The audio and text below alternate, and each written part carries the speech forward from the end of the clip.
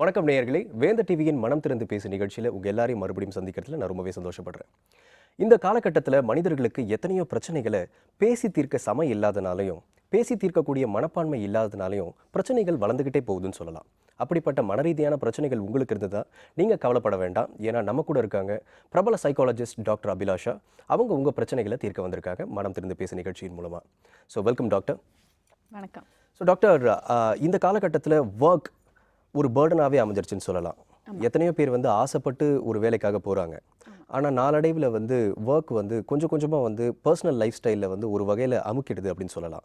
So இந்த விஷயத்துலேருந்து வெளியே வர்றதுக்கு மனிதர்கள் எப்படி ஒர்க்கை பர்சனல் லைஃப் ஸ்டைலிருந்து தூர வைக்கிறது டாக்டர்? ஓகே, யூஸ்வலாக அந்த காலத்தில் ஒர்க்குன்றப்போ ஒரு பேஷனோட பண்ணிகிட்டு இருந்தாங்க. பட் இந்த காலத்தில் எனிதிங் யூ டூ மணி ஓரியன்டாக தான் பண்ணிகிட்டு இருக்காங்க. அப்போ அந்த பேஷன்றது குறையும் போது நம்ம ப்ரெஷர்ன்றது ஜாஸ்தி ஆகிடும். ப்ளஸ் நம்மளுடைய ஒர்க் ஸ்ட்ரெஸ் நம்ம எப்படி எடுத்துக்கிறோம், நம்ம வேலை செய்கிற இடத்துல எப்படி பிஹேவ் பண்ணுறோம், இந்த ஒர்க்கோடைய டைமுக்காக நம்ம பர்சனல் லைஃப்பை எவ்வளோ தூரம் நம்ம விட்டு கொடுக்குறோம், அந்த பேலன்ஸ் இல்லாமல் இது எல்லாம் வருது. ரெண்டாவது, அந்த காலத்தில் ஹவுஸ் ஒய்ஃப்ஸ் மெஜாரிட்டி இருந்தாங்க. இப்போ லேடிஸும் வேலைக்கு போகிறாங்க. ஸோ அந்த வீட்டு வேலை வீட்டுக்கான ஒரு நேரம்ன்றது ஒதுக்கப்படுறது ரொம்ப குறைஞ்சிருச்சு. ஸோ ஆப்வியஸாக அந்த ஒர்க் ப்ரெஷர் இல்லை ஒரு ஒர்க் பிளேஸ் டென்ஷன்றது ரொம்ப இன்க்ரீஸ் ஆகும்போது it affects them a lot. அது வராமல் இருக்க நீங்கள் நல்லா பார்த்தீங்கன்னா அமெரிக்கன்ஸை பொறுத்த வரைக்கும் 5 நாள் மாடு மாதிரி அவங்க உழைப்பாங்க. அந்த 2 நாள் வீக்கெண்ட் என்ன நீங்கள் 1 கோடி ரூபா கொடுத்தாலும் வேலைக்கு போக மாட்டாங்க. அது அவங்களுடைய டைம்னு எடுத்துக்குவாங்க. They want to be at ease. அவங்களுக்கு ஒரு என்ன பிடிக்குமோ, ஃபிஷ்ஷிங் பிடிக்குமா போய் பண்ணுவாங்க, இல்லை எக்ஸசைஸ் பண்ணுவாங்க. அந்த மாதிரி அன்றைக்கி 2 நாளை மாத்திரம் விட்டுருவாங்க. பட் நம்ம ஆட்கள் அப்படி பண்ணுறதில்ல. இங்கே ஓவர் டைம் பண்ணுறாங்க, எக்ஸ்ட்ரா டைம் இருக்காங்க, எல்லாமே காசுக்காக பண்ணணும் அப்படின்ற மாதிரி இருக்காங்க. அது பண்ணும்போது உங்கள் உடல் ரீதியாகவும் மன ரீதியாகவும் பாதிப்புகள் ஏற்பட்டு அகெயின் அந்த காசை கொண்டு போய் நீங்கள் செலவு பண்ண வேண்டியிருக்கும் மாத்திரை மருந்தில். அதனால் ஒரு 2 நாள் உங்களுக்குன்னு லைஃப்பில் ஒதுக்கிக்கோங்க. செய்கிற வேலையை எஃபெக்டிவாக செய்யுங்க. டைம் மேனேஜ்மெண்ட் ரொம்ப முக்கியம். ஸோ வாழ்க்கையில் வாழ்கிறதும் ஒரு முக்கியமான ஒரு தருணம் அப்படின்னு சொல்ல வரீங்க. ஸோ நிகழ்ச்சியோட முதல் காலர் இருக்காங்க, பார்க்கலாம். ஹலோ, மனம் திறந்து பேசு, எங்கேருந்து பேசுகிறீங்க? ஹலோ, மனம் திறந்து பேசி, எங்கேருந்து பேசுகிறீங்க? தேனியிலேருந்து பேசுகிறோம். சொல்லுங்கம்மா, சொல்லுங்கள். டாக்டர் இருக்காங்க, உங்கள் பிரச்சனைகளை சொல்லுங்கம்மா. சரி, சொல்லுங்கம்மா. Good afternoon ma'am. Good afternoon. உங்களை மாதிரி ஒரு ஜீவனை தான் இத்தனை வருஷமாக எதிர்பார்த்துட்டு இருந்தேன். சொல்லுங்க. என் வீட்டுக்காரு அதிகமாக ட்ரிங்க் பண்ணுறாங்க. சரி. ட்ரிங்க் பண்ணுறதும் இல்லாமல் ட்ரிங்க் பண்ணுற டைமும் ஒரே மாதிரி இருக்காங்க, பண்ணாத டைமும் யார்கிட்டையுமே ஒரு நம்பிக்கை இல்லாத மாதிரியும் பேசுகிறாங்க.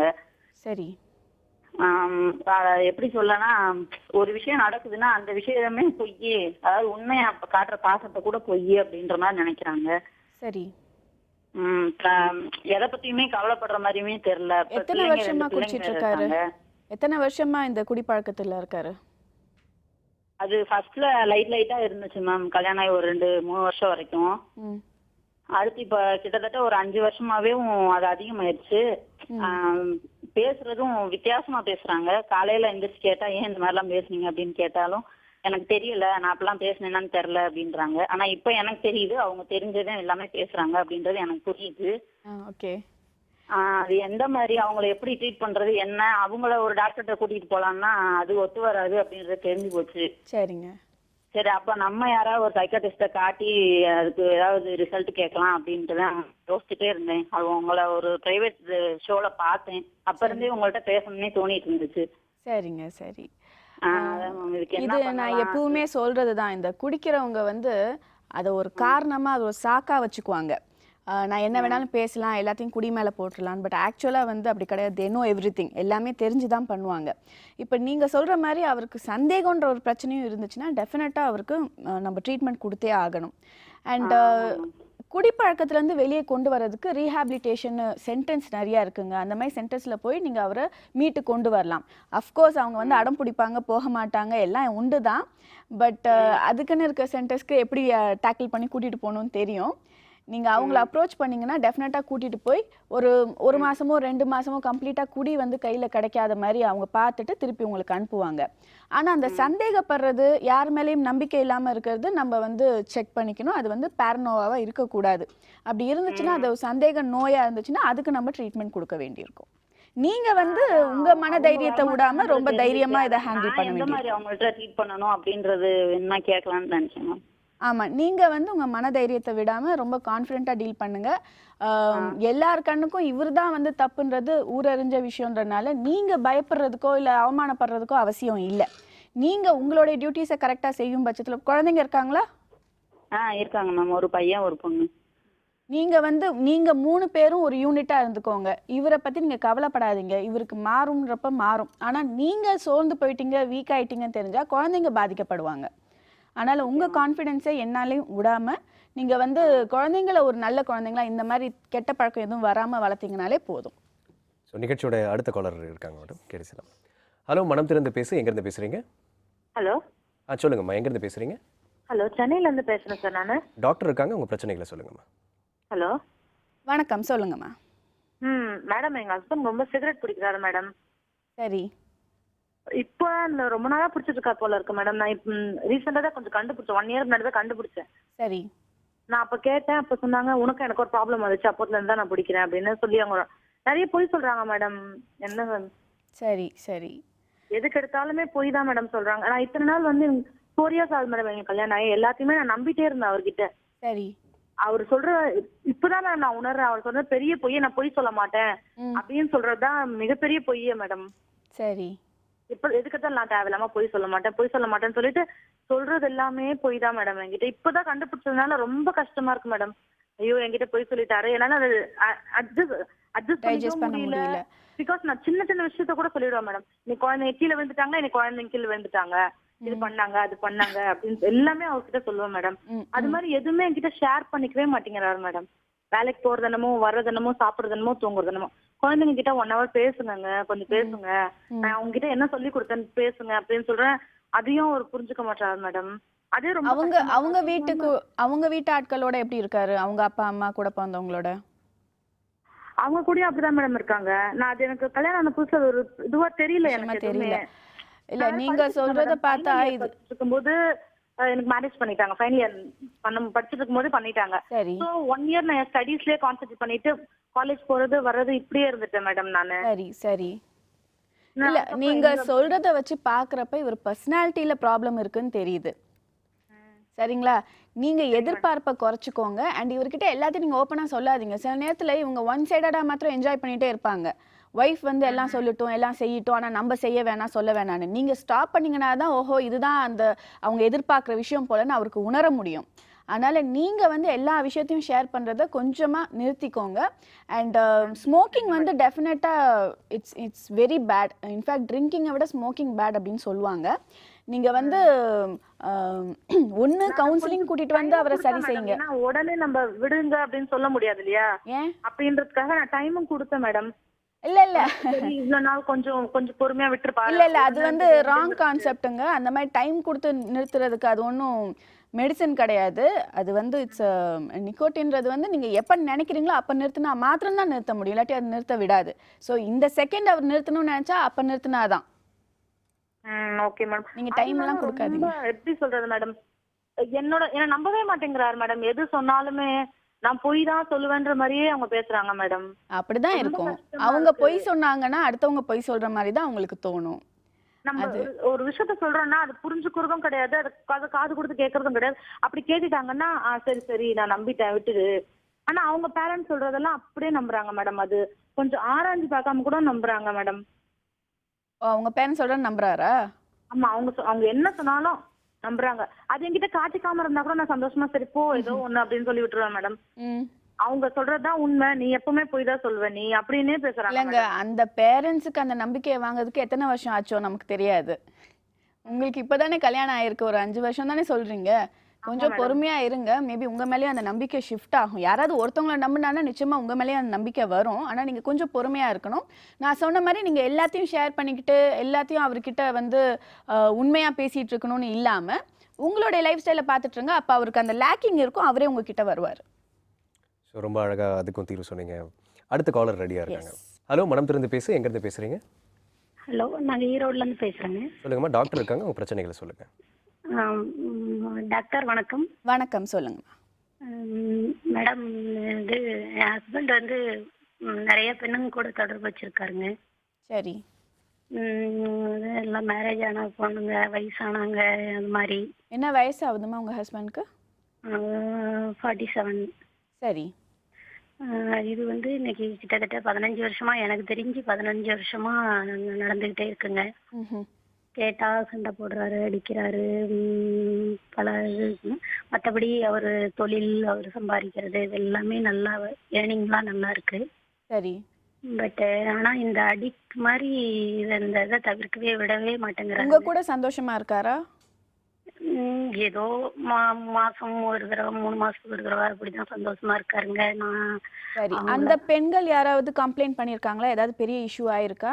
இவரு இல்லைங்க, எதுவுமே இஷ்யூ. நானும் இது வெளியே சொன்னா ரொம்ப பிள்ளைங்களுக்கெல்லாம் ரொம்ப பாதிப்பு வரும்னு சொல்லிட்டு நான் வெளிப்படுத்தாம அப்படியே எல்லாத்தையும் மூடி மறைச்சி உள்ளுக்குள்ளேயே போட்டு புழுங்கி அப்படியே வாழ்ந்துட்டு வந்துட்டு இருக்கிறேங்க. ஆனா சில சமயம் ரொம்ப ஒரீஸ் ஆகுதுங்க. ரொம்ப கவலைப்பட்டு அப்ப என்ன பண்ணணும்னு தோணுது? கெடுத்துக்கிறேன், என் உடம்ப நான் கெடுத்துக்கிறேன். நான் இல்ல அந்த மாதிரி ரொம்ப வெக்ஸ் ஆகும்போது உங்களுக்கு என்ன தோணுது?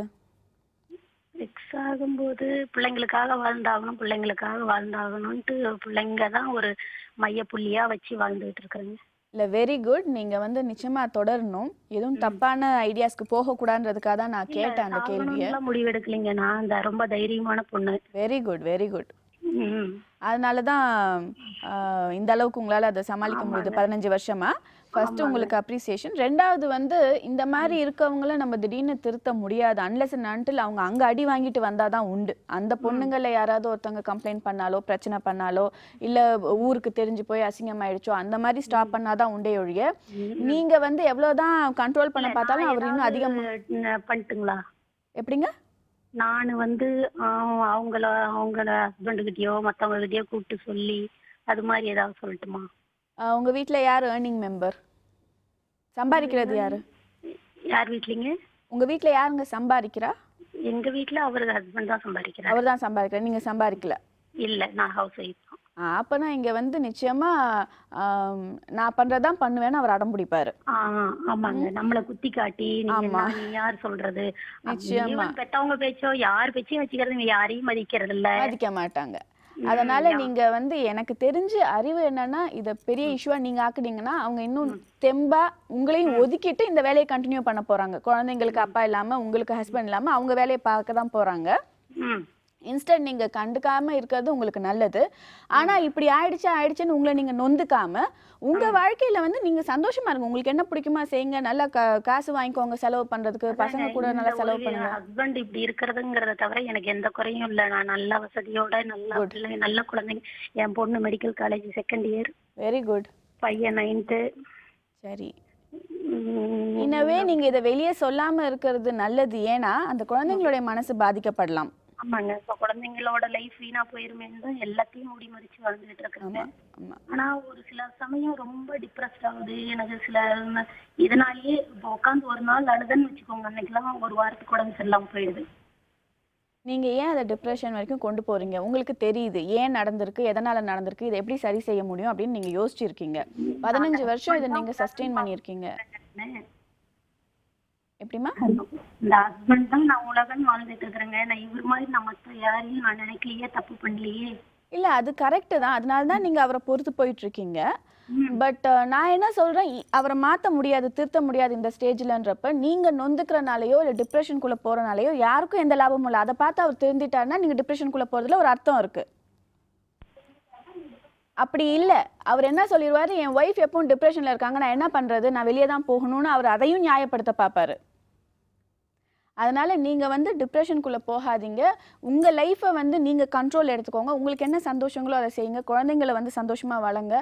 அதில் உங்களுடைய கான்சன்ட்ரேஷனை டிவியேட் பண்ணிடுங்க. ஸோ வந்து கண்டிப்பாக வந்து டைவர்ஷன் அப்படின்றது வந்து அவங்க பண்ண வேண்டியது இல்லை, அவராக திருந்தாதான் உண்டு அப்படின்னு சொல்ல வரீங்க. ஸோ டாக்டர் ரொம்பவே பியூட்டிஃபுல்லாக சொன்னீங்க. ஒரு சின்ன பிரேக் எடுத்துக்கலாம். மனம் திறந்து பேசு நிகழ்ச்சியில் இப்போ ஒரு சிறிய இடைவேளை.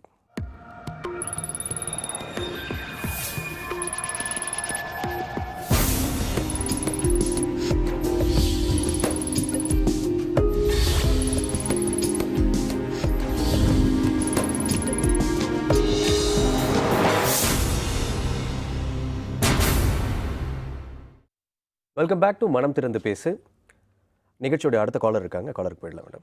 ஹலோ, மனம் திறந்து பேசு, எங்கேருந்து பேசுறீங்க? ஹலோ, நாங்கள் இங்கே பொள்ளாச்சியிலேருந்து கவிதா பேசுகிறேங்க. சொல்லுங்கம்மா, டாக்டர் இருக்காங்க, உங்கள் பிரச்சனைகளை சொல்லுங்கள். எனக்கு தூக்கத்தில் கனவு வருதுங்க. அது பகலா இருந்தாலும் சரி, நைட்டா இருந்தாலும் சரி. ஆனா தூக்கத்துல கனவு பயங்கர கெட்ட கனவு வருது, நல்ல கனவு வருது. சில கனவுகள் பலிக்கிற மாதிரி இருக்கு, சில கனவுகள் வந்து மறைஞ்சிருது அப்படியே. ஆனா திடீர்னு கெட்ட கனவு. டாக்டர், யூசுவலாகவே வந்து இந்த கனவு ரீதியான பிரச்சனைகள் வந்து நிறைய பேருக்கு நானும் கேள்விப்பட்டிருக்கேன். ஸோ இது வந்து பாசிட்டிவாக எடுத்துக்கிறதா, இல்லை இதை எப்படி லைஃப்பில் எடுத்துக்கிறது? இல்லை, ஆக்சுவலாக பல ஆங்கிளில் இதை அனலைஸ் பண்ணியிருக்காங்க. ஃப்ராய்ட் என்ன சொல்கிறாருன்னா, நம்ம மனசில் என்ன இருக்கோ, என்ன நம்ம பார்க்குறோம், நம்மளுடைய ஆசைகள், நம்மளுடைய தேவைகள், நம்மளுடைய பயங்கள், இதெல்லாம் தான் வந்து கனவு ரூபத்தில் வெளியே வருது அப்படின்னு சொல்கிறாங்க. ஸோ இப்போ சப்போஸ் ஒருத்தவங்க வந்து ஒரு பயங்கர ட்ராமாவில் இருக்காங்க, அவருக்கு வந்து கடன் தொல்லை இருக்குது, பேங்க்லேருந்து அவர் சேஸ் பண்ணிகிட்ருக்காங்க, இந்த மாதிரி ஒரு சுச்சுவேஷனில் அவர் தூங்கி எந்திரிக்கும் போது யாரோ துரத்துற மாதிரியோ, இல்லை ஒரு பாம்பு வந்து அவரை எந்த செகண்டும் கொத்துறதுக்கு வெயிட் பண்ணுற மாதிரியோ, இந்த மாதிரி அனாலிசிஸில் வரும். ஸோ கனவுகள் வந்து மோஸ்ட்லி பலிக்குமா பலிக்காதான்றது ரெண்டாவது. நம்மளுடைய ஆழ் மனசில் இருக்கிற எண்ணங்களுடைய பிரதிபலிப்பு தான் கனவுகள். ஸோ உங்களுக்கு கனவுகள் எப்படி வருதோ அது நீங்கள் வந்து உஷாராயிக்கணும். ஓகே, எனக்கு இப்போ நைட் மேர்ஸ் ரொம்ப வருதுன்னா, I am feeling very afraid and insecured, எனக்கே பயத்தில் இருக்கேன். அப்போ நான் அதுலேருந்து சரி பண்ணணும்னா என்ன என்னோட பிரச்சனைகள்னு பார்த்து அதை கொஞ்சம் தள்ளி வைக்கணும், ரொம்ப இன்வால்வ் ஆகக்கூடாது அப்படின்றத தெரிஞ்சுக்கிட்டா போதும். ஸோ வந்து கனவுகள் வந்து பயப்படக்கூட விஷயம் இல்லை அப்படின்னு தான் சொல்கிறேன். இல்லை இல்லை, அதாவது கனவுல வந்துடுச்சுன்னா அது நடக்கும்ன்றது கிடையாது.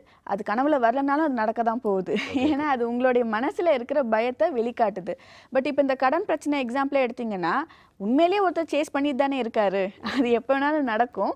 இந்த கனவுல வந்து இட்ஸ் ஜஸ்ட் அ ஹிண்ட். நம்ம மனசில் ஓடிட்டு இருந்த எண்ணங்கள், ஏன்னா நமக்கே தெரியாது, சப்கான்ஷியஸ் பொறுத்த வரைக்கும் நம்ம பிளான் பண்ணி எதையும் திங்க் பண்ண மாட்டோம். அங்கே என்ன நம்ம பார்க்குறோம், என்ன அப்சர்வ் பண்ணுறோமோ அது ஆல்ரெடி ரெஜிஸ்டர் ஆகி அது பாட்டுக்கும் ஓடிட்டு இருக்கோம். அதோடைய ஒரு ரிஃப்ளெக்ஷன் தான் கனவு. ஓகே டாக்டர், நிகழ்ச்சியோடைய அடுத்த காலர் இருக்காங்க. ஹலோ, மனம் திறந்து பேசு, எங்கேருந்து பேசுகிறீங்க? வணக்கம் சார். வணக்கம், சொல்லுங்கள். சார், என் பேர் ராஜேஷ், சேலம் மாவட்டம் மேட்டூர்லேருந்து பேசுகிறேன் sir, Mettur dam. Okay doctor இருக்காங்க, உங்கள் பிரச்சனைகளை சொல்லுங்கள். மேடம் வணக்கம் மேடம். வணக்கம்ங்க, சொல்லுங்கள். மேடம் என் பேர் ராஜேஷுங்க.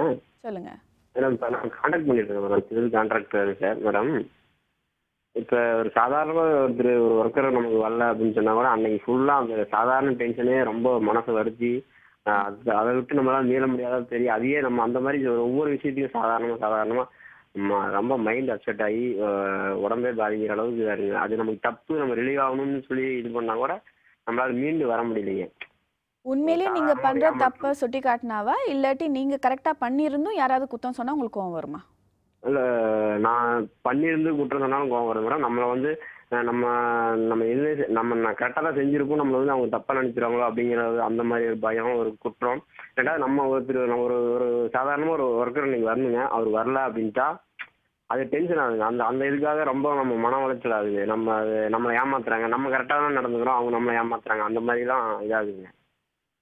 இல்லை, அப்படி நீங்கள் நினைக்கக்கூடாது. நீங்கள் வந்து ரொம்ப சென்சிட்டிவ் கேரக்டராக இருந்தீங்கன்னா இந்த ப்ராப்ளம் உங்களுக்கு வரும். ஒர்க்கில் மாத்திரம் இல்லை, உங்களுக்கு ஃபேமிலியில் கூட வரும். ஒரு ஃபங்க்ஷனுக்கு நம்ம எல்லாத்துக்குமே வருதுங்க. எல்லா வீட்டில் யாராவது நம்ம அப்பா அம்மாவோ ஒய்ஃபோ யாரும் ஏதாவது நம்ம ஏதாவது சொன்னால் கூட அந்த ஒரு இதாக வந்துடுதுங்க, நம்மளையே அவங்க சொன்னாங்க அப்படிங்கிற. இல்லை, அதுக்கு மெயின் காரணம் வந்து நீங்கள் ரொம்ப சென்சிட்டிவாக இருக்கீங்கன்றது தாங்க. நீங்கள் வந்து இவ்வளோ சென்சிட்டிவாக இருந்தீங்கன்னா லைஃப்பில் வாழ முடியாது. ஏன்னா ரொம்ப டஃப் கேம் இந்த லைஃப்ன்றது. நம்ம அடுத்தவங்களுடைய கிரிட்டிசிசம் எடுத்துக்கணும், பட் அது நம்மளை முழுசாக ஆள்றதுக்கு நம்ம விடக்கூடாது. ஸோ நீங்கள் என்ன பண்ணுறீங்க, அடுத்தவங்களுடைய கமெண்ட்ஸ் அண்ட் கிரிட்டிசிசம் ஃபுல்லாக நீங்களே வந்து அதை ஒத்துக்கிறீங்க. அப்படி கிடையாது. வெளியிலேருந்து ஒருத்தவங்க நீ இன்னைக்கு நல்லா இருக்க நல்லா இல்லைன்னு சொன்னால் அந்த கமெண்ட்டை மாற்றம் தான் நம்ம எடுத்துக்கணும். அதுவாகவே நம்ம ஆயிட்டோம்னு வச்சுக்கோங்களேன், நமக்குன்னு இருக்க இண்டிவிஜுவாலிட்டி போயிடும். உங்களுக்கு உண்மையிலே கான்ஃபிடென்ஸ் இருந்துச்சு நீங்கள் பண்ண வேலையில் அப்படின்னா நீங்கள் அடுத்தவங்களோட கிரிட்டிசிசம்க்கு ஒரு அளவோடு நிறுத்திக்கோங்க. ஸோ அதை நீங்கள் ரொம்ப சென்சிட்டிவாக கவனிக்கும் போதும், உங்களை நீங்களே அறியாமல் அதுக்கு காது கொடுத்து அதை நீங்கள் உள்வாங்கும் போதும் உங்களுக்கு பிரச்சனை வரும். அடுத்தது லைஃப்பில் வந்து 2 கேரக்டர்ஸ் இருக்காங்க. ஒன்று வந்து டைப் ஏ பர்சனாலிட்டின்னு சொல்லுவோம், டைப் பி பர்சனாலிட்டின்னு சொல்லுவோம். இந்த டைப் ஏ பர்சனாலிட்டி வந்து எல்லாமே கரெக்டாக இருக்கணும், பர்ஃபெக்டாக இருக்கணும், டைமுக்கு ஷார்ப்பாக 9னா 9க்கு போய் நிற்கணும், இந்த மாதிரியே லைஃப்பில் ஓடிட்டே இருப்பாங்க.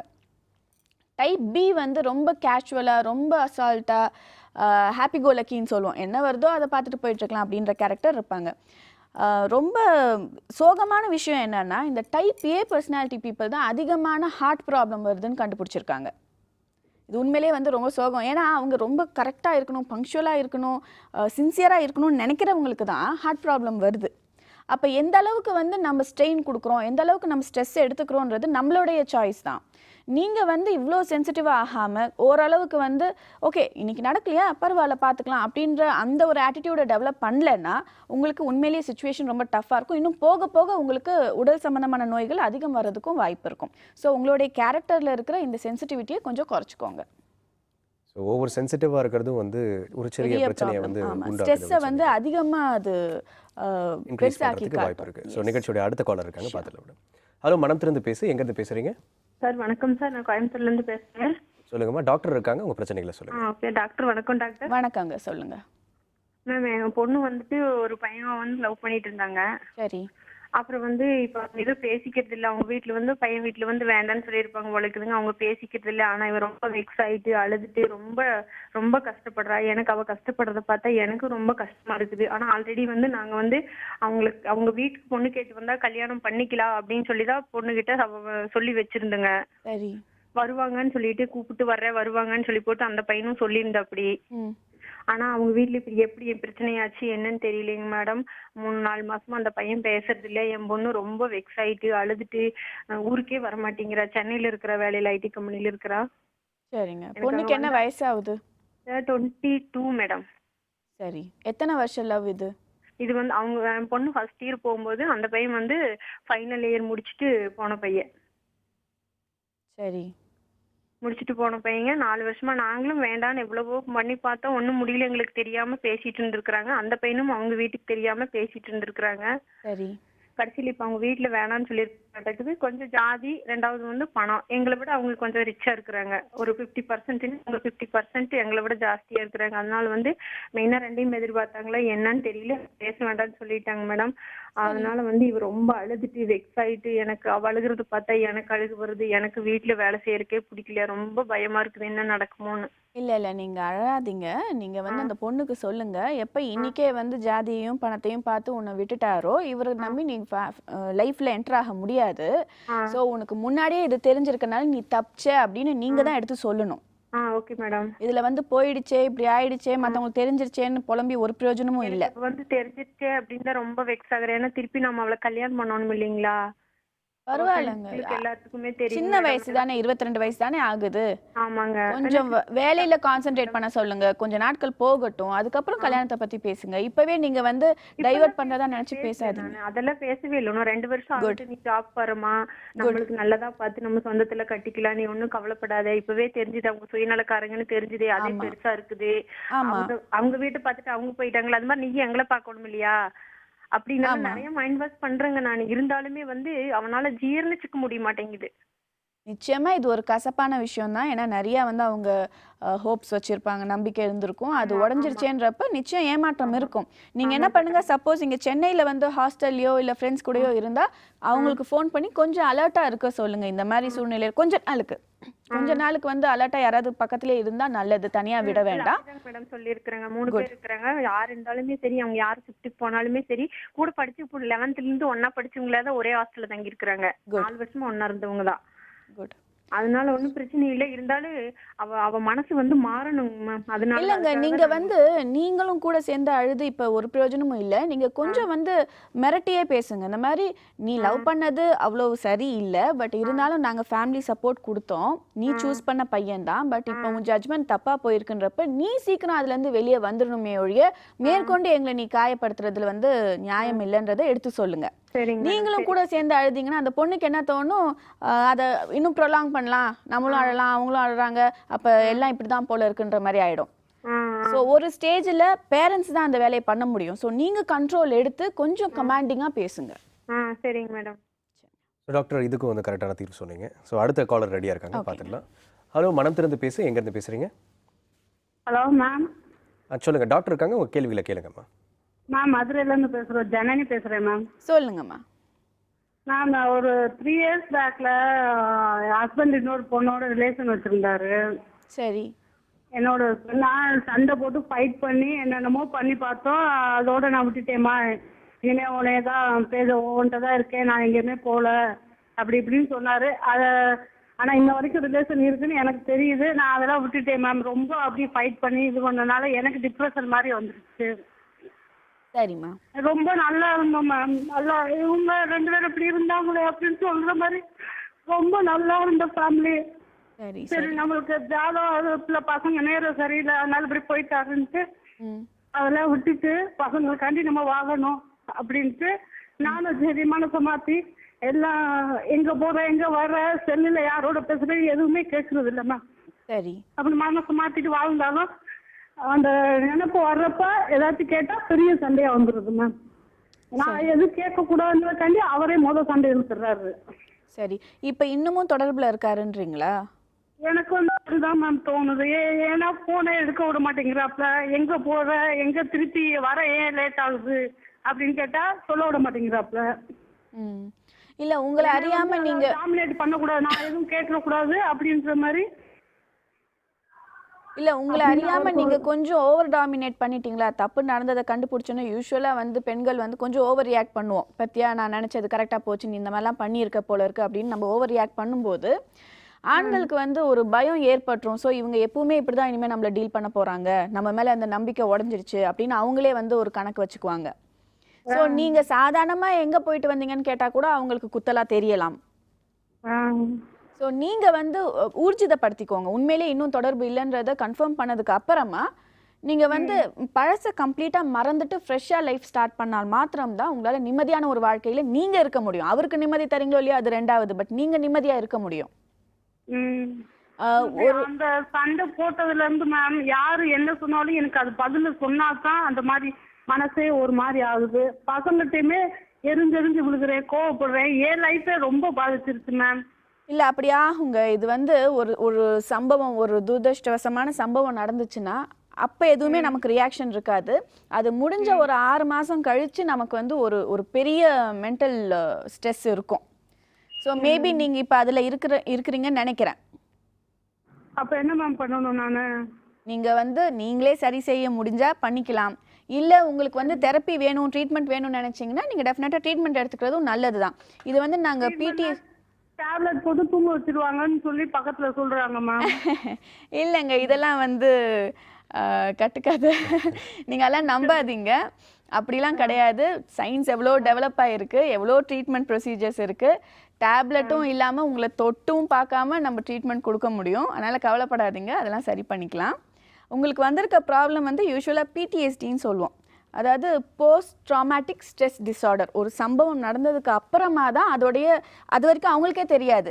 பட் ஆஃப்டர் 6 months ஏன் நம்ம இப்படி இருக்கோம் தெரியும். ரெஸ்ட்லெஸ் ஆகிடுவாங்க, ரொம்ப ஹார்ட் ஃப்ளாஷஸ் இருக்கும், இன்ஃபேக்ட் ஸ்லீப் டிஸ்டர்ப்டாக இருக்கும், எல்லாமே நடக்கும். பிகாஸ் அந்த 6 months வரைக்கும் பாடி தாங்கிட்டு இருக்கும். அதுக்கப்புறம் தான் அது ப்ரொஜெக்ட் பண்ணும் அப்போ நடந்த சம்பவத்தை. ஸோ மேபி அவங்களுக்கு அந்த மாதிரி வந்திருக்கலாம். Better to go for a treatment. சூப்பராக சொன்னீங்க டாக்டர். இதுக்கும் டாக்டர் நீங்கள் சொன்ன மாதிரி எல்லாத்துக்குமே வந்து சயின்டிஃபிக்காக வந்து ஒரு தீர்வு இருக்குது அப்படின்னு வந்து நம்ம மனசில் எடுத்துக்கலாம். அதை வந்து மக்கள் வந்து புரிஞ்சு டாக்டர் வரைக்கும் வர்றது ரொம்ப தேவைப்படுற ஒரு விஷயம் இல்லை அப்படின்னு நினைக்கிறேன் இல்லைங்களா? ஸோ நிகழ்ச்சியோடைய அடுத்த காலர் இருக்காங்க, பார்த்துடலாம். ஹலோ, மனம் திறந்து பேசு. எங்கேருந்து பேசுகிறீங்க? Hello sir. சொல்லுங்கள், எங்கேருந்து பேசுகிறீங்க? சார் நான் வந்து தூத்துக்குடியிலேருந்து பேசுகிறேன். டாக்டர் இருக்காங்க, உங்கள் பிரச்சனைகளை சொல்லுங்கள். Hello doctor. சொல்லுங்க. ஹலோ டாக்டர், நான் வந்து பிஏ முடிச்சிருக்கேன் டாக்டர். சரி. எனக்கு வந்து 22 வயசு ஆயிடுச்சு, கம்ப்ளீட் ஆயிடுச்சு. ஆனால் வந்து வேலை தேடிட்டே இருக்கேன், வேலை கிடைக்கல. சரி. நான் வந்து அந்த இன்டர்வியூக்கு போனாலும் ஃபர்ஸ்ட் ரவுண்டு செலக்ட் ஆயிடுறேன், அடுத்த ரவுண்டு வந்துடுறேன், வந்துடுறேன். அப்படியே செலக்ட் ஆனாலும் கடைசி ரவுண்டு வரைக்கும் போயிடுறேன். வேலை கிடைக்காமலே எனக்கு வந்துடுது. தேவைப்பட்ட கூப்பிடுறோன்னு சொல்லி அனுப்பி விட்டுறாங்க. அதனால வந்து வீட்டில் ஒரே பிரச்சனை. ஏன் படித்த படிப்புக்கு தான் நீ வேலைக்கு போகணுமா, மித்த படிப்புக்கு போக மாட்டியா, குடும்ப கஷ்டம் எப்படி இருக்கு அப்படின்னு சொல்லி டெய்லி சண்டை தான் போடுறாங்க வீட்டில். ஆமாம். அதனால வந்து எனக்கு வேற வழியே தெரியல. எனக்கு வேற வேலைக்கும் போகவும் பிடிக்கல. நான் படித்த படிப்பு தான் வேலை தேடுவேன் அப்படின்னு சொல்லிட்டு ஒரு இதில் இருக்கிறேன். ஆனால் இதுக்கு நீ இருக்கணும், எங்கேயா போயிடலாம்ல அப்படின்னு சொல்லி டார்ச்சர் பண்றாங்க. எனக்கும் அப்படியே போறான்னு மட்டும் தோணுது. அதாவது வேற ஒரு ஃபீல்டுக்கு போலானா? இல்ல, வேற வீடு இந்த உலகத்துக்கே இருக்கேன்னு தோணுதுன்னு சொல்றேன் நான். நீ இருக்கிற உனக்கு வேற வேலை கிடைக்கலன்னா எதுக்கு நீ இருக்கணும் அப்படின்னு சொல்றாங்க. குடும்ப கஷ்டத்தை பார்க்க முடியாம நீ இருக்கிற, போயிரு அப்படின்னு சொல்றாங்க. அதனால அந்த எனக்கு ரொம்ப ஃபீலிங்கா இருக்கு. அவங்களே யாரு, உங்க அப்பா அம்மாவா? ஆமா டாக்டர். ஆமா, அவங்களுக்கு 65 வயசு ஆயிடுச்சு, வேலைக்கு போக முடியல. அவங்க ஏதோ ஒரு வேகத்திலயும் ஆதங்கத்திலயும் சொல்லியிருப்பாங்க. அதுக்காக நீங்க அப்படியே எல்லாம் எடுத்துக்க வேண்டாம்ல. இல்ல டாக்டர், அவ பல தடவை என்கிட்ட சொல்லிட்டாங்க. நானும் பொறுமையாவே இருந்தேன். ஒரு 6 மாசம் வரைக்கும் ட்ரை பண்ணிட்டே இருப்பேன். ஆனா கிடைக்கவே மாட்டுக்கு. நீ வேற வேலைக்கும் போக மாட்டேங்கிற, எங்க பாருங்க. வீட்டுல தான் எடுக்கிற அப்படின்னு சொல்லிக்கிட்டே இருக்கிறாங்க. அது எனக்கு ரொம்ப கஷ்டமா தான் இருக்கு. நான் அவங்ககிட்ட சொன்னாலும் அவங்க புரிஞ்சுக்கவே மாட்டேங்காங்க. இல்ல இது வந்து கஷ்டமான ஃபேஸ் தான், நான் அதை ஒத்துக்கிறேன். இதை நீங்க தாண்டி தான் ஆகணும். எல்லாருமே இந்த ஃபேஸை தாண்டி தான் வந்திருப்பாங்க. எல்லாருக்கும் படிச்ச உடனே அப்படியே போய் வேலை கிடைச்சிடாது. எல்லாரும் கஷ்டப்பட்டு ஒரு சின்ன வேலைக்கு போயிட்டு அப்புறம் படிப்படியா முன்னேறி தான் வருவாங்க. உங்களுக்கு உங்க மேல கான்ஃபிடென்ட் இருந்துச்சுன்னா போதும். ஆனா அதுக்காக வந்து உலகத்தை விட்டு போவேன்றதெல்லாம் ஒரு தீர்வா? நீங்க என்ன நினைக்கிறீங்க? இப்படிதான் நீங்க உங்க ஃப்ரெண்டுக்கு அட்வைஸ் பண்ணுவீங்களா? மேம் என்னோட ஃப்ரெண்டு எல்லாரும் வேலைக்கு போயிட்டாங்க மேடம். அதான் மேம் எனக்கு ரொம்ப இல்ல உங்க ஃப்ரெண்டு யாராவது இந்த மாதிரி உங்ககிட்ட வந்து கேட்டா, ஆமாண்டா நல்ல ஐடியா, நீ உலகத்தை விட்டு போயிடு அப்படின்னு சொல்வீங்களா? அவங்களால சொல்ல முடியாது மேடம் என்னால. அப்போ ஃப்ரெண்டு மேலேயே அவ்வளவு அக்கறையா இருக்கும்போது உங்க மேல அதை விட அதிக அக்கறை வேண்டாமா? இல்ல மேடம், ஃபேமிலி சிச்சுவேஷன்ஸ் அப்படி சொல்றேன் நானு. இல்லைங்க, உங்க ஃபேமிலி சுச்சுவேஷன் எப்படி இருந்தாலும் அதுக்காக உங்க ஹார்ட் ஒர்க்கை இன்க்ரீஸ் பண்ணுங்க, உங்களுடைய ரிசோர்ஸஸை அதிகப்படுத்துங்க, உங்ககிட்ட என்ன தப்பு இருக்குன்னு கண்டுபிடிச்சு அதை கரெக்ட் பண்றதுக்கான வழிகளை பாருங்க. 22 வயசு தான் ஆயிருக்கு, இன்னும் you have a long way to go. நிறைய ஸ்கோப் இருக்கு, நிறைய ஆப்ஷன்ஸ் இருக்கு. நம்ம நாட்டுல வேலை வாய்ப்புக்கு குறைவே கிடையாது. மேபி நீங்க வந்து கொஞ்சம் ஈகோ பார்க்காம வேற ஃபீல்டுக்கு போறதுனாலும் போங்க. இனிஷியலி உங்களுக்கு வந்து அந்த ஏர்னிங் பாயிண்ட் இப்போ ரொம்ப முக்கியமா இருக்கு. You are the bread winner of the ஃபேமிலின்ற பட்சத்தில் ஃபர்ஸ்ட் எடுத்தோன்னே வேற ஒரு ஃபீல்டுக்கு போங்க, அப்புறம் you come back to your field. அவ்வளவுதான், சிம்பிள். இதை வந்து சாதாரணமாக பார்த்தீங்கன்னா சின்ன பிரச்சனை. நீங்கள் இவ்வளோ சென்சிட்டிவாக என் வீட்டில் இப்படி சொல்லிட்டாங்க, இமோஷ்னலாக நான் முடிவு எடுக்கணும் அப்படிலாம் நினச்சிங்கன்னா தான் இது பெருசாக உங்களுக்கு தெரியும். அதனால் உங்கள் வயசுக்கெலாம் இவ்வளோ விரக்தி அடையவே கூடாது. நீங்கள் கேம் ஆடுறீங்க, ஒரு தடவை தோற்று போயிடுறீங்க, அதுக்காக கேமே ஆட மாட்டேன்னு முடிவு எடுத்துருவீங்களா? மறுபடியும் ஆடுவோம் இல்லையா? அந்த மாதிரி தான் இதுவும். லைஃப்பில் சின்ன சின்ன ஃபெயிலியர்ஸ் வரதான் செய்யும். 22 வயசில் வந்து யாருமே உங்களை நீங்கள் இந்நேரம் வந்து ஒரு பெரிய மல்டி மில்லியனர் ஆகிருக்கணும் அப்படின்ற ஒரு எதிர்பார்ப்புலாம் யாருக்கும் இருக்காது. 22 இயர்ஸ்ன்றது இப்போ தான் நீங்கள் கொஞ்சம் கொஞ்சமாக லைஃப்பில் ஸ்ட்ரகிள் பண்ணி மேலே வர ஒரு வயசு. ஸோ நீங்கள் உங்களை மோட்டிவேட் பண்ணுற அந்த செல்ஃப் மோட்டிவேஷன் தான் இப்போ உங்களுக்கு ரொம்ப ரொம்ப முக்கியமானது. அதனால் தவறான எண்ணங்கள், ஒரு தடவை உலகத்தை விட்டு போயிட்டா ரிட்டர்ன் உலகத்துக்குலாம் வர முடியாது. அதனால் நீங்கள் அந்த ஆப்ஷனை க்ளோஸ் பண்ணிவிட்டு இங்கேயே என்னென்ன ஆப்ஷன்ஸ் இருக்குன்னு ஃபஸ்ட்டு எழுதுங்க. அதில் எது உங்களுக்கு ஒர்க் அவுட் ஆகுன்றதை பிக் பண்ணுங்கள். அதை நோக்கி உங்களோட முயற்சிகளை செலுத்துங்க. ஸோ வந்து இதுக்கும் கரெக்டான தீர்வு சொன்னீங்க டாக்டர். ஐ திங்க் வந்து அதாவது உயிரை விட்டு இப்போ வந்து வேலை செய்கிறதுல வந்து தேவையில்லாத ஒரு விஷயம். அது வந்து மக்களுக்கு வந்து அதை புரிஞ்சுக்கிற நிலைமையில் அவங்க இல்லை அப்படின்னு கூட சொல்லலாம்னு நினைக்கிறேன். ஸோ நிகழ்ச்சியோட அடுத்த காலர் இருக்காங்க.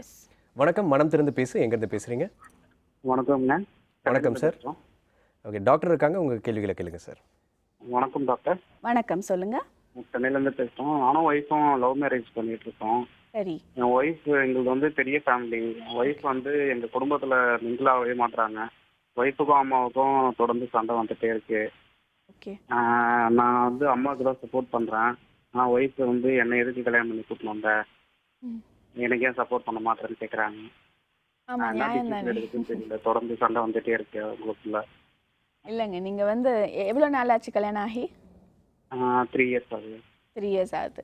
யூஸ்வலாக வந்து 3 இயர்ஸ் ஆஃப் மேரேஜ்ன்றது வந்து நாங்கள் ஸ்டார்ம் பீரியடுன்னு சொல்லுவோம். இதில் வந்து நீங்கள் சமாளிச்சிட்டிங்க அப்படின்னா தான் அதுக்கப்புறம் உங்கள் லைஃப்பில் வந்து ஒரு நிம்மதி இருக்கும்.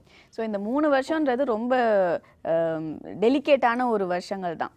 ஆனால் இப்போ நீங்கள் சொன்னீங்க இல்லையா, பிரச்சனை வந்தால் எங்கள் அம்மாவை தான் சப்போர்ட் பண்ணுறேன்னு. அதை நீங்கள் பண்ணவே கூடாது.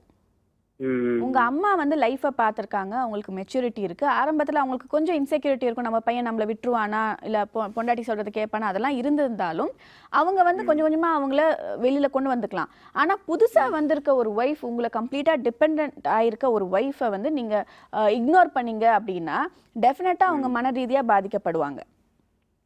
ஏன்னா அவங்களுக்கு உலகமே நீங்க தான். மேபி நீங்க என்ன பண்ணலாம், எது நியாயமோ அந்த பக்கம் சப்போர்ட் பண்ணுங்க. அம்மா தப்பு பண்ணா அம்மாவை கேளுங்க, ஒய்ஃப் தப்பு பண்ணா ஒய்ஃபை கேளுங்க.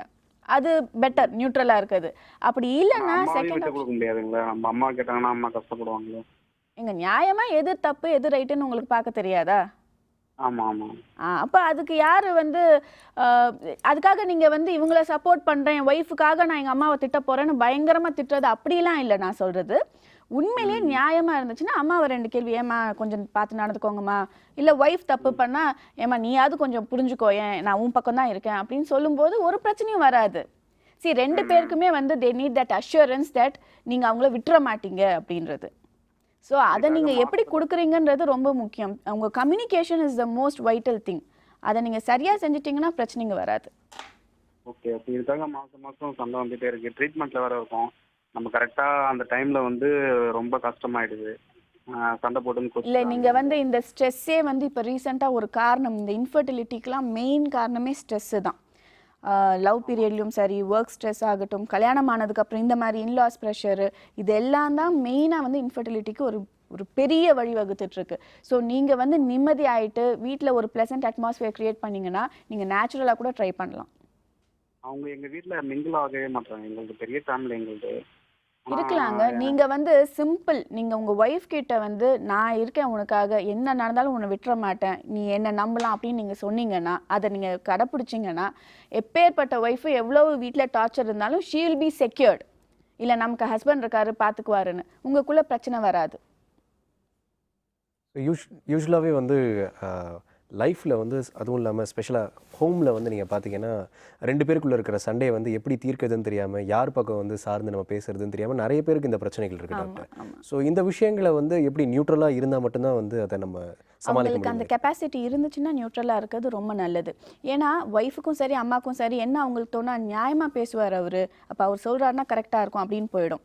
இவங்க வந்து சும்மா ஒருத்தவங்களுக்கு சார்ந்து இருக்கணும்னு சொல்லிட்டு இன்னொருத்தவங்களை தேவையில்லாமல் கார்னர் பண்ணும்போது எப்படியும் அது வெடிக்கும். அது ஒய்ஃபாக இருந்தாலும் சரி அம்மாவாக இருந்தாலும் சரி. ஸோ அது கரெக்டாக நியாயமாக பேசணும். அப்படி இல்லாட்டி 2 பேரையும் பேலன்ஸ் பண்ணி கொண்டு போகணும். 2 பேருமே தப்பு இல்லைன்ற மாதிரியே கொண்டு போகணும். பட் நியூட்ரலாக இருக்கிறது நமக்கு ஸ்ட்ரெஸ் இருக்காது, அவருக்கு வந்து ஸ்ட்ரெஸ் இல்லாமல் கொண்டு போக முடியும். ஸோ ரிலேஷன்ஷிப்லேயும் வந்து பேலன்ஸ் ரொம்ப முக்கியம் அப்படின்னு ரொம்ப ரொம்ப முக்கியம். So thanks doctor. மனம் திறந்து பேச நிகழ்ச்சியில் சிறிய இடைவெளி எடுத்துகிட்டு வந்துடலாம்.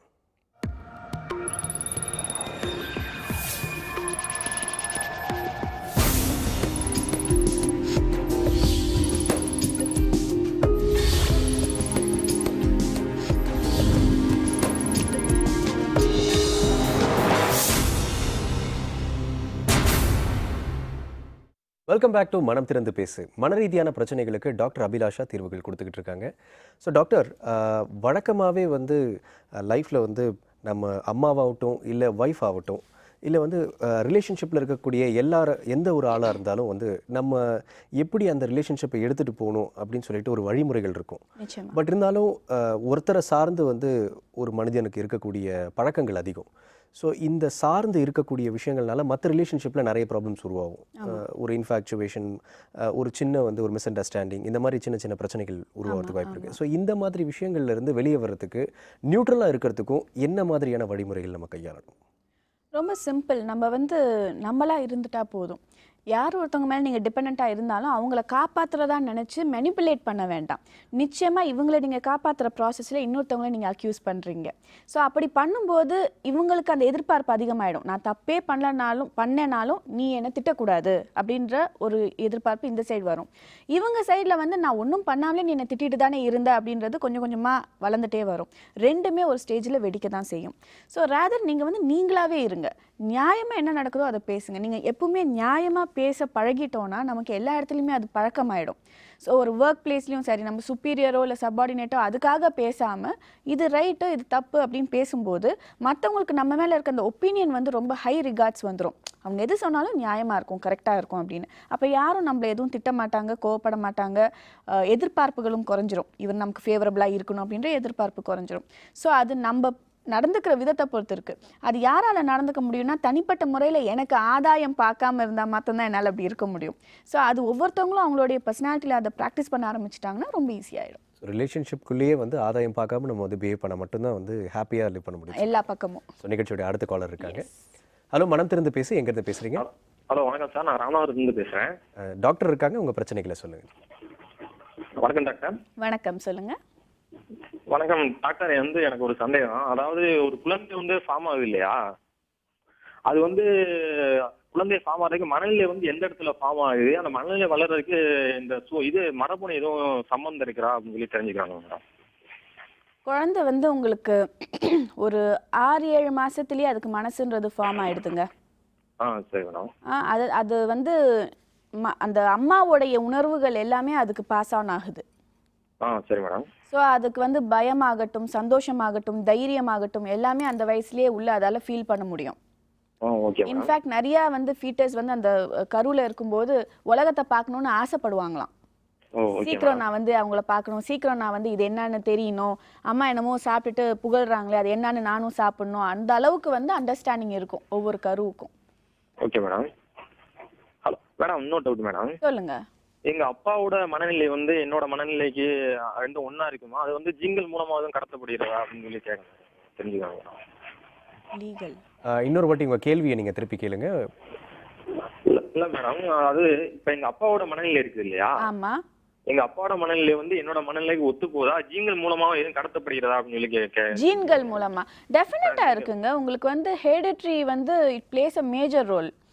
உங்களுடைய அப்பா அம்மா ரெண்டு பேரோடைய டிஎன்ஏ தானே உங்களுக்குள்ள இருக்கு.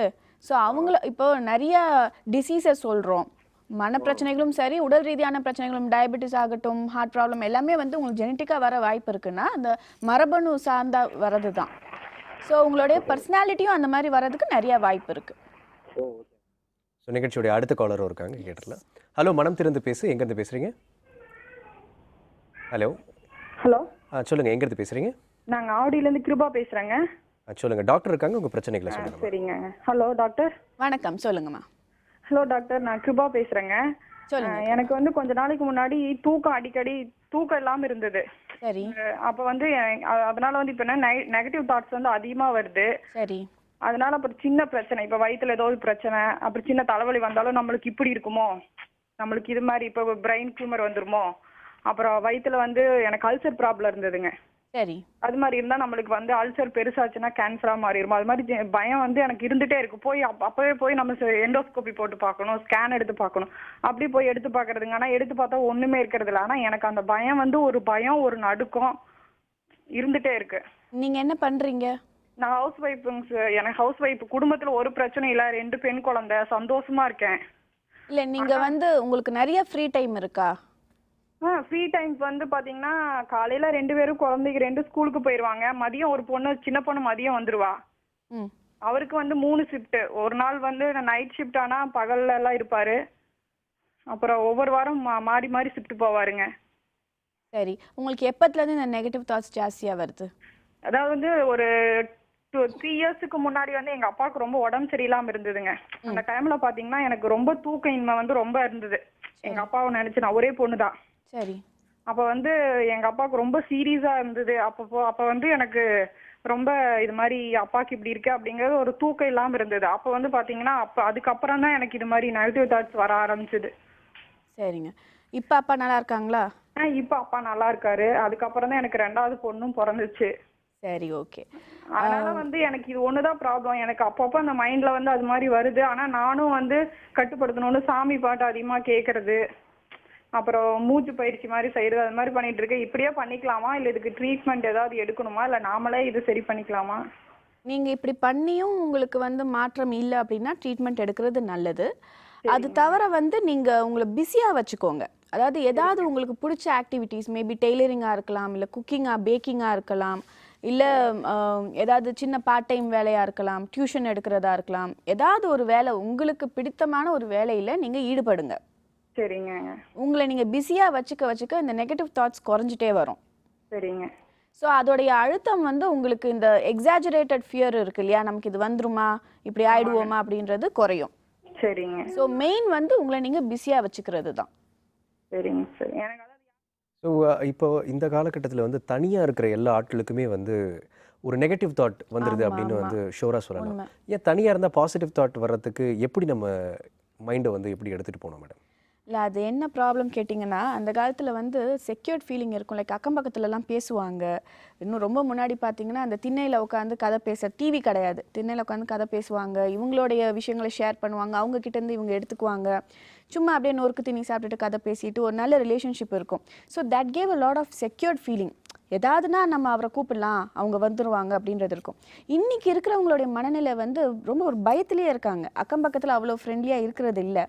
அண்ட் ஃபோனு இருக்குது, ஹஸ்பண்டை கூப்பிட்டு அவர் ஆஃபீஸ்லேருந்து ஓஎம்ஆர்லேருந்து சிட்டிக்குள்ளே வர்றதுக்கு டிராஃபிக்கில் எப்படியும் ரொம்ப நேரம் ஆகிடும். இந்த மாதிரி நிறைய ஃபியர் ஃபேக்டர்ஸ் இருக்கும்போது அதுவே நெகட்டிவ் தாட்ஸ் வர்றதுக்கு ஒரு காரணம் ஆகிடும். ரெண்டாவது, நீங்கள் கேட்டிங்க ஏன் பாசிட்டிவ் தாட் வராதான் நெகட்டிவ் தாட் வருமானு.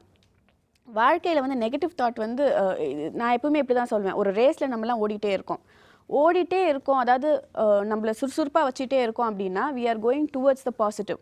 ஏதோ ஒரு பாசிட்டிவ் இலக்கை நோக்கி நம்ம ஓடிட்டே இருக்கோம். நம்ம ஸ்லோ டவுன் பண்ணி நின்னோன்னா நம்ம பின்னால் ஓடிட்டு வர நெகட்டிவ் நம்மளை பிடிச்சிரும். அது நம்மளை விட ஸ்பீடாக பின்னாடியே நம்மளை துரத்திட்டு வரும். ஸோ இவங்கெல்லாம் வந்து உட்காந்துட்டவங்க ரேஸில் வந்து அடுத்தது என்னன்னே தெரியாமல் அப்படியே நாள் போகட்டும், என்ன நடக்குதோ நடக்கட்டும், அப்படி இருக்கக்கூடாது. எல்லாருக்கும் லைஃப்பில் வந்து ஒரு ஆம்பிஷன் இருக்கணும், ஒரு எய்ம் இருக்கணும், ஏதோ ஒரு ஆப்ஜெக்டிவ் இருக்கணும். நான் இதை பண்ணணும், புதுசாக ஏதாவது ட்ரை பண்ணணும், இல்லை புதுசாக ஏதாவது கற்றுக்கணும், ஒரு லாங்குவேஜ் கற்றுக்கலாம், ஒரு இன்ஸ்ட்ருமெண்ட் கற்றுக்கலாம், ஏதாவது நான் புதுசாக பண்ணிட்டு இருக்கணுன்ற தாட் இருக்கவங்களுக்கு நெகட்டிவ் தாட்ஸ் வரவே வராது. சூப்பராக சொன்னீங்க டாக்டர். ஐ திங்க் அடுத்தடுத்த விஷயங்களை எக்ஸ்ப்ளோர் பண்ணாலே போதும், நெகட்டிவ் தாட்ஸை கம்மி பண்ணிடலாம்னு சொல்கிறீங்க. நிகழ்ச்சியோட அடுத்த காலர் இருக்காங்க, பார்த்துலாம். ஹலோ, மனம் திறந்து பேசு, எங்கேருந்து பேசுகிறீங்க? ஹலோ சார், நான் டாக்டர்கிட்ட பேசுகிறேன் சார். சொல்லுங்கள், டாக்டர் இருக்காங்க, உங்கள் பிரச்சனைகளை சொல்லுங்கம்மா. ஹலோ, வணக்கம், சொல்லுங்கம்மா. மேடம் வணக்கம். மேடம் வணக்கம். மேடம், நான் லவ் மேரேஜ் பண்ணி 5 years ஆகுதுங்க மேடம். சரி. என் ஹஸ்பண்ட் வந்து ரொம்ப பாசமாக என் மேலே இருப்பாருங்க மேடம். இப்போ கொஞ்ச நாளாக பிரச்சனை, ஒரு 2 years அப்படி இருக்குங்க மேடம். சரி. அவங்க அம்மா பற்றி எதை சொன்னா கோபமா வருங்க மேடம் அவருக்கு. சரி. அப்புறம் என்னன்னா, நான் சண்டை போட்டேன் அப்படின்னா நானே தாங்க மேடம் ஃபோன் பண்ணி பேசுவேன். அவரு கண்டுக்கவே மாட்டாருங்க மேடம். ஒரு வாரம் நாள் நான் தான் ஃபோன் பண்ணி பேசுனேன் மேடம். சரி. இப்ப என்னன்னா, அடிக்கடி எதுனா சொன்னா நான் விட்டுட்டு போயிடுவேன், குழந்தைங்களை விட்டுட்டு போயிடுவேன் நானு அப்படின்னு பிளாக்மெயில் பண்ற மாதிரி சொல்றாருங்க மேடம். சரி. அது ஃபியூச்சர்ல எதுவும் எனக்கு பயமா இருக்குங்க மேடம். நிஜமாலுமே விட்டுட்டு போயிட்டா எப்படி வளர்த்துறது அப்படின்ற பயம் வந்துருச்சு மேடம். இப்பெல்லாம் அவர் நல்லா பேசினா கூட பயமா இருக்குங்க மேடம். வரும். நீங்கள் ஆரம்பத்தில் வந்து அவரை உங்கள் கட்டுக்குள்ளே கொண்டு வரணுன்னோ இல்லாட்டி அவர் அம்மா மேலே இருக்கிற அந்த ஓவர் அஃபெக்ஷனை குறைக்கணுன்னோ ஏதாவது பிளாக்மெயில் கொடுத்துருக்கீங்களா? நான் செத்துருவேன், நான் ஓடிடுவேன், நான் வந்து சூசைட் பண்ணிக்க போகிறேன், அப்படிலாம் சொல்லியிருக்கீங்களா? இல்ல அப்படிலாம் செஞ்சது இல்லைங்க மேடம். ஆனா அவர் என் மேல ரொம்ப அஃபெக்ஷனா இருக்கிறதால கொஞ்சம் பிளாக்மெயில் பண்ற மாதிரி, நான் என் மேல தான் அஃபெக்ஷனா இருக்கணும், அம்மா பக்கத்தை விட என் கூட தான் பேசணும் அப்படின்லாம் சொல்லுவோம் மேடம். எப்பவுமேங்க நம்ம யாரையும் கட்டாயப்படுத்தி அஃபெக்ஷனாக இருக்க வைக்கவே முடியாது. அதை நீங்கள் புரிஞ்சுக்கணும். நம்ம நடந்துக்கிற விதத்துலையும் நம்மளுடைய எண்ணங்களின் வழியாக தான் அடுத்தவங்களை நம்மளை அட்ராக்ட் பண்ண வைக்க முடியுமே ஒழிய, நீ வந்து என் மேலே அஃபெக்ஷனேட்டாக இருக்கணும், என்னை மாத்திரம் தான் அன்பாக பார்த்துக்கணும் அப்படின்னு நம்ம யாரையுமே சட்டை பிடிச்சி கேட்க முடியாது. ஸோ மேபி நீங்கள் தெரிஞ்சோ தெரியாமலோ நீங்கள் அப்போ பயத்தில் வந்து அப்படி நடந்திருக்கலாம். அதுவே வந்து அவரை அக்ரவேட் பண்ணியிருக்கலாம். ஓ, நீ இப்படிலாம் நடந்துக்கிறேன், நான் எங்கள் அம்மா பக்கமே இருக்கேன் அப்படின்னு பேச வச்சிருக்கலாம். அட்லீஸ்ட் இனிமே வந்து கொஞ்சம் நீங்கள் நிதானமாக நடந்துக்கோங்க, கொஞ்சம் பொறுமையாக போங்க. நீங்கள் இந்த மாதிரி பிளாக்மெயில் பண்ணுறதோ இல்லை அழறதோ இமோஷ்னலாக வந்து அவர்கிட்ட கெஞ்சுறதோ அதெல்லாம் பண்ணாமல் உங்களுடைய சுயமரியாதையை விட்டு கொடுக்காம நீங்களும் நானும் சேர்ந்து குழந்தைய வளர்த்தோன்னா ரொம்ப நல்லது. சொசைட்டியில் நம்ம ஒரு நல்ல ஃபேமிலியாக இருக்கலாம். கேட்க மாட்டியா? ஃபோன் பண்ணி கூட குழந்தைக்கு உடம்பு சரியில்லைன்னு சொன்னா கூட கேட்க மாட்டியா அப்படின்னு நானே தான் ஷேர் பண்ணுவோம் மேடம். அவர் ஃபோன் அட்டன் பண்ணிட்டு பேச கூட மாட்டாங்க மேடம், அப்படியே இருப்பாருங்க மேடம். கரெக்டுங்க. நீங்கள் கேட்குற விதம்னு ஒன்று இருக்குது, நீங்கள் கேட்குற கண்டென்ட்னு ஒன்று இருக்குது. அதாவது குழந்தைக்கு உடம்பு சரியில்லை, நீங்கள் கேட்டால் சந்தோஷப்படும் அப்படின்னு சொல்கிறது ஒன்று, நீ கேட்க மாட்டியா, உனக்கு அந்தளவுக்கு உனக்கு பொறுப்பு இல்லையான்னு சொல்கிறது ஒரு விதம். ஸோ நீங்கள் வந்து அந்த போக்கிங், அந்த குத்துறது பண்ணாமல் அவருக்கு வந்து சாதாரணமாக நார்மலாக பேச கொஞ்சம் கஷ்டம். உங்களுக்கு வந்து மனசில் வலி இருக்குது, பயம் இருக்குது, அதெல்லாம் எனக்கு புரியுது. ஆனால் அவரை உங்கள் பக்கம் திருப்புறதுக்கு இதான் வழி. நீங்கள் வந்து சரி இந்த பொண்ணு கூட போய் நம்ம வாழ்ந்தா சந்தோஷமாக இருக்கும், நம்ம கஷ்டப்பட வேணாம் அப்படின்னு அவருக்கு தோன்ற மாதிரி நீங்கள் நடந்துக்கிட்டீங்கன்னா ஆட்டோமேட்டிக்காக அவர் உங்ககிட்ட வந்துடுவார். ஸோ ரிலேஷன்ஷிப்பில் வந்து அதிக எக்ஸ்பெக்டேஷன் இருக்கிறதும் ஒரு வகையில் எக்ஸ்பெக்டேஷனும் இன்னொன்று வந்து இவங்களுக்குலாம் ஹேண்டில் பண்ண தெரியாது. முரட்டுத்தனமாக ஹேண்டில் பண்ணி அன்பை கேட்பாங்க. எப்பவுமே நம்ம வந்து ஒரு அடியால் வந்து அன்பை வாங்கவே முடியாது. கண்டிப்பாக அன்பால் தான் அன்பை வாங்க முடியும். Okay doctor. நிகழ்ச்சியோட அடுத்த கடைசி காலர் இருக்காங்க, பார்த்துடலாம். ஹலோ, மனம் திறந்து பேசு, எங்கேருந்து பேசுகிறீங்க? ஹலோ, சொல்லுங்கம்மா, எங்கேருந்து பேசுகிறீங்க? நான் மதுரையில இருந்து பேசுறேன். டாக்டர் இருக்காங்க, உங்கள் பிரச்சனை என்னன்னு சொல்லுங்கம்மா. என் பையனுக்கு இப்போ சமீபத்தில் கல்யாணம் ஆகி இப்போ 1 வருஷம் ஆகுது. சரிங்க. டிவி வால்யூமை கம்மி பண்ணிவிட்டு டாக்டர் கிட்ட மட்டும் பேசுங்கம்மா. டிவி வால்யூமை கம்மி பண்ணிக்கோங்க. சரிங்க, சொல்லுங்க. அந்த பையன் வந்து என் மேலே கொஞ்சம் அட்டாச் குறைஞ்சது மாதிரி இருக்கு. சரி. எங்கள் கணவர் இறந்து இப்போ 2 வருஷம் ஆக போகுது. சரி. ஆரம்பத்தில் வந்து நல்லா பிரியமாக தான் இருந்தான். சரி. இப்போ வந்து நம்ம ஒய்ஃபுக்கிட்ட பேசுறத வந்து என்கிட்ட ஆரம்பத்துல சொல்லிக்கிட்டு தான் இந்த மாதிரி போனோம்மா, வச்சம்மா, பேசினேம்மா அப்படின்னு சொல்லி. ஆனா இப்ப பொண்ணுக்கு அந்த ஒய்ஃபுக்கு வந்து குழந்தை பிறந்து அவங்க வீட்டுல இருக்கு. சரி. டெய்லி போய் பார்த்துட்டு வருவான், செய்வான். ஆரம்பத்துல பாப்பா இப்படி இருக்கு அப்படி இருக்குன்னு சொல்லுவான். ஆனா இப்ப வந்து எதுவுமே சொல்ல மாட்டேங்கிறான். அங்க போனா கூட மறைச்சிடுறான். ஆனா நான் கூட அவங்ககிட்ட ஏன்பா பாப்பா பார்த்துட்டு வரலாம்லன்னு கேட்டா கூட சொல்லுவேன், பார்த்துட்டு வாப்பான்னு சொல்லுவேன். அப்படி நான் ஓப்பனா பேசுவேன். ஆனா போய் பார்த்துட்டு வந்தா கூட என்கிட்ட நான் போனேம்மா வச்சேம்மான்னு கூட சொல்ல மாட்டான். இப்ப ரொம்ப என்கிட்ட மறைக்கிறான். என் கணவர் என் மேல ரொம்ப பிரியமா இருந்தாங்க. வீட்லயே தான் இருந்தாங்க. அவங்க எந்த வேலைக்கும் போகல. அவங்க சடன்னா 5 நிமிஷத்துல இறந்து போயிட்டாங்க. உட்காந்து 5 நிமிஷத்துல. அது என்னால இன்னும் தாங்க முடியல. ஆனா இவன் தான் மூத்த பையன். எல்லாமே புரிஞ்சுக்குவான். ஆனாலும் இப்ப எதுவுமே என் மேல கொஞ்சம் அட்டாச் குறைஞ்சிருச்சு. எதனால நீங்க நினைக்கிறீங்கம்மா?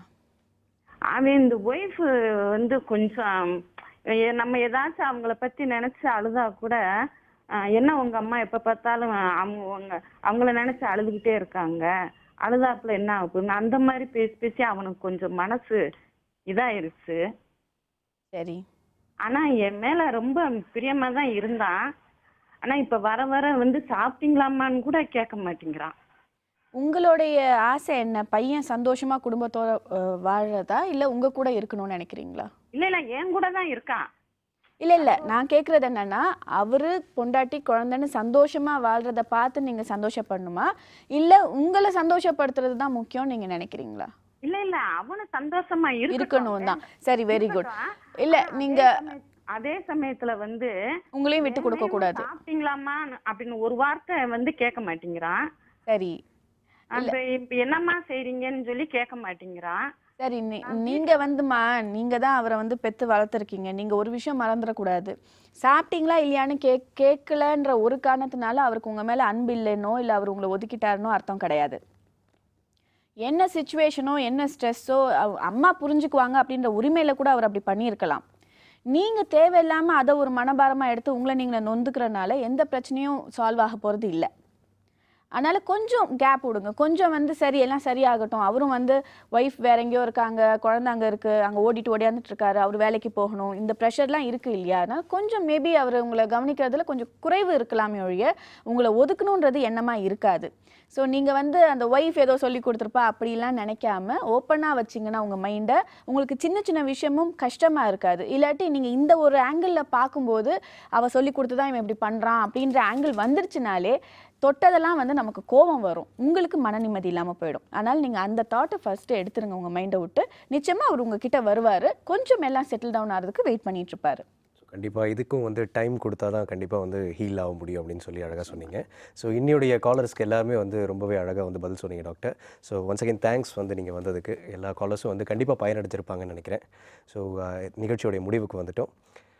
ஸோ எந்த விதமான பிரச்சனைகளாக இருந்தாலும் எல்லாத்துக்குமே தீர்வுண்டு, நீங்கள் மனம் திறந்து பேசினால் மட்டும் அப்படின்ற கருத்தோட இந்த நிகழ்ச்சி முடிவடையுது. மீண்டும் அடுத்த வாரம் சந்திப்போம். அதுவரை உங்களிடமிருந்து விடைபெறுவது அலெக்ஸ்.